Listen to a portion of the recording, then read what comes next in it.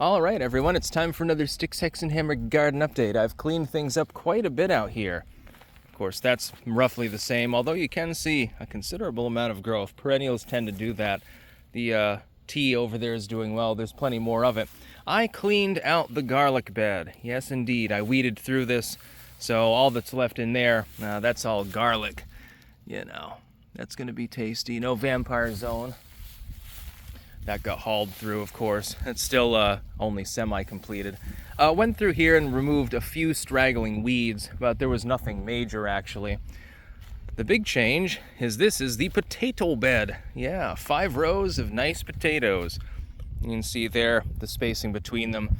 There'll be roughly 9 seed potatoes planted per row and 5 rows, so that's a considerable number of potatoes. It's more than have ever been grown here before.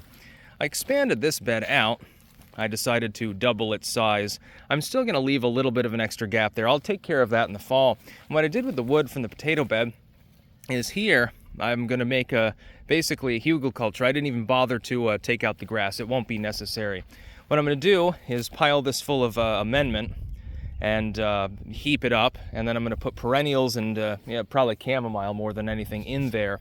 And it won't care if the grass comes up around it. It will outcompete it eventually. I'll be able to take care of that. You can see the pile of sod left over from clearing this out. And what I'm using here is an interesting compost mix. It's just a regular compost, but it's got crushed up crustaceans in it. It's made in Maine, actually. I can't remember the name of it. And so you can see almost 2 squares there, color-wise. And that'll be fun.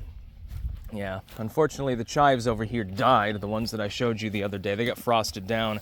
So I'm going to put a little bit more soil amendment in here, and then pretty much for this bed I'll call it a day because it's already raised up pretty well. It's very, very fertile in there, and it'll be good. What's left to do, of course, first and foremost, in the corner there, the corn, bean, and squash bed, the 3 sisters bed, and I'll be putting that in short order. And then I'll dump a little bit more of the Pro Mix on these beds just to raise them up a little bit further. This one has to be amended. I mean, you could plant on the soil. It wouldn't be a huge problem, but at the same time, I want it to be a little bit better than that. It's not bad. It's just, it's not good enough. And then, of course, this bed needs to be completely cleared out, and then I'll add a shit ton of cow shit to it. That's for the cucumbers partially, although I was calculating, and I don't need the entire bed. In fact, I only need about 2/3 of it for the cucumber. So I don't know exactly what I'm going to put in on the other end, maybe collards or something like that. Not 100% sure yet. Looking like a garden again. Yeah, all of this was pretty much fallow not long ago. And then look at the progress. This was actually real easy, by the way, despite being the biggest bed by far in the garden. And the way that you do that is that you just toss a bunch of wood in it. Once it's cleared out and it rots down slowly, it improves the soil tilth and it makes the soil fluffier too, so it's easier to maul through it when you have to remove weeds and shit like that. So yeah, probably tomorrow do a run to the store, get a bunch more Pro Mix, get some cow shit, maybe some other soils. I'm experimenting a little bit this year and fill in these beds a bit more, and then straight to mauling up the side bed there with the cucumbers, and that's pretty much it. I mean, this is not time sensitive over here, where there's going to be the corn and beans and stuff.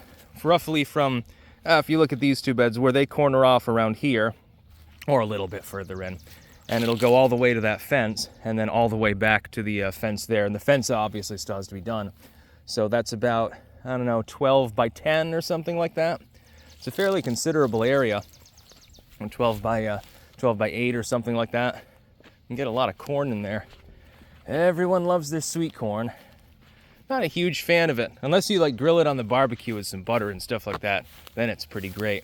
So there's going to be lots and lots of food growing out here this year. Going to be the best garden ever. That's about all. Zooming in. Yeah, peace out.